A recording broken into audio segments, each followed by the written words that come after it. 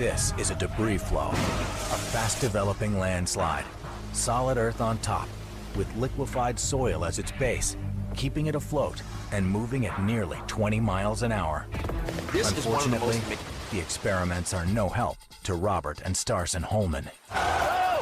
The debris flow is already pushing a truck sideways ahead of it when it slams into another parked car and finally hits two more, driving them into the side of a house. The two men in the fleeing truck could be next, but after a half-mile chase. The hole looked as if it might stabilize overnight, but then it began to swallow about half of Denning Drive and is still taking slabs of asphalt there. Fairbanks is still intact, much as the same as it was late last night, but a shed behind the corner of Denning and Fairbanks fell in today.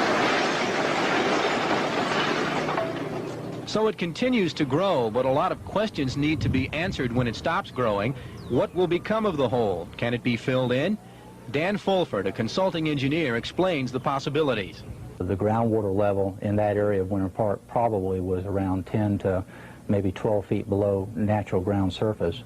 And as this thing stabilizes and the water table starts stabilizing over a period of time, and with a little bit of rain, it will fill up to whatever the natural groundwater condition is in that immediate vicinity, and we'll have a lake there, or a pond. People who live across from the hole are living a waiting game. Some whose homes run along Denning have left. But Gladys Cleveland, whose house is about 100 feet or more from the danger area, says that she will stay until the last minute.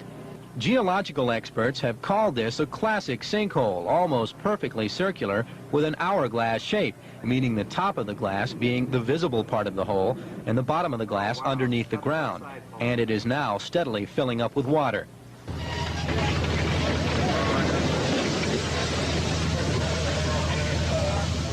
The spectacular devastation of Saturday may or may not be over when an unoccupied house, trees, a swimming pool, and half a dozen expensive sport cars fell victim. The whole scene is a picture of human frailty, frailty to the superiority of Mother Nature's awesome powers. As one policeman summed it up, what can we do? Sit back and wait and hope it stops. Since it started Friday night, the hole has grown to almost 600 feet across and nearly 150 feet deep. Today, thousands of people flocked to the area to catch a glimpse of the natural disaster.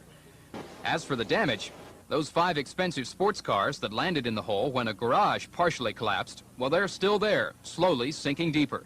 Plans to move them out.